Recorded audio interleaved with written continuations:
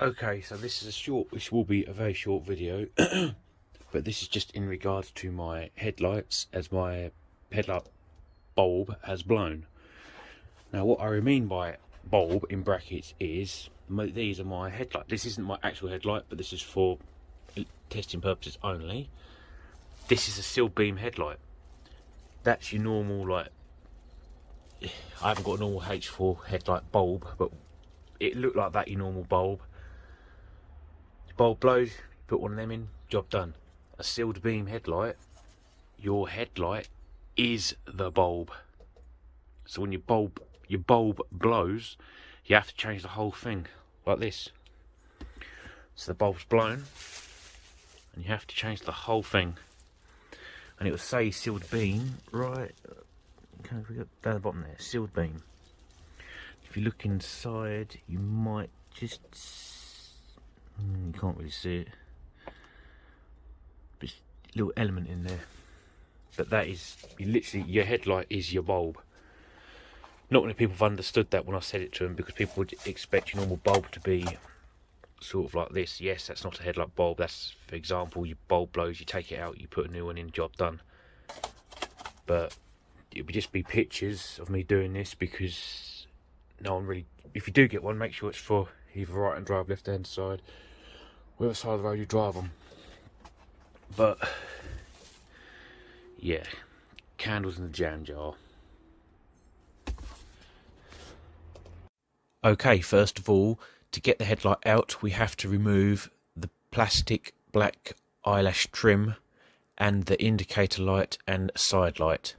With them removed, then you can get access to the headlight itself. As you can see here, I have actually removed it in different stages to get the pictures.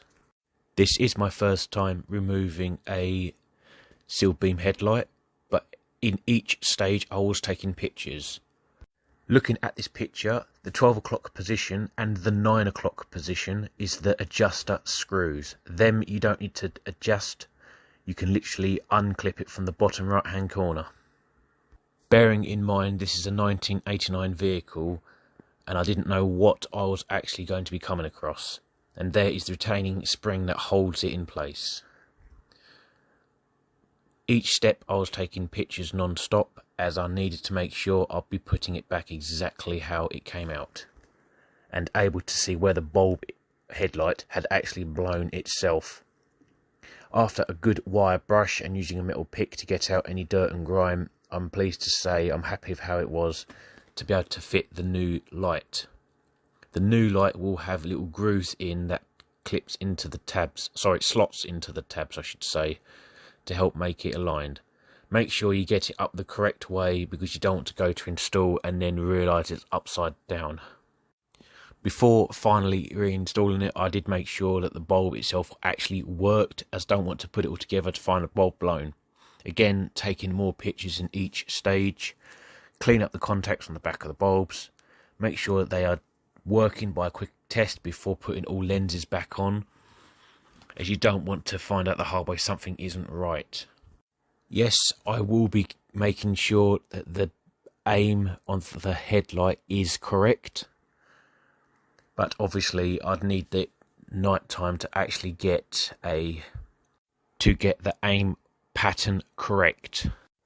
If you have made it this far, please drop a comment of any suggestions or ideas, as what I might be tempted to do with any little jobs like this with the headlight, I might just end up taking pictures, different stages, and just doing a voiceover. As to be honest, for little jobs like this would have been much more easier for me to do it that way than actually set up a tripod, get camera angles, etc. for just such a small job. If it's a bigger involved job, then I would sort a tripod out, etc.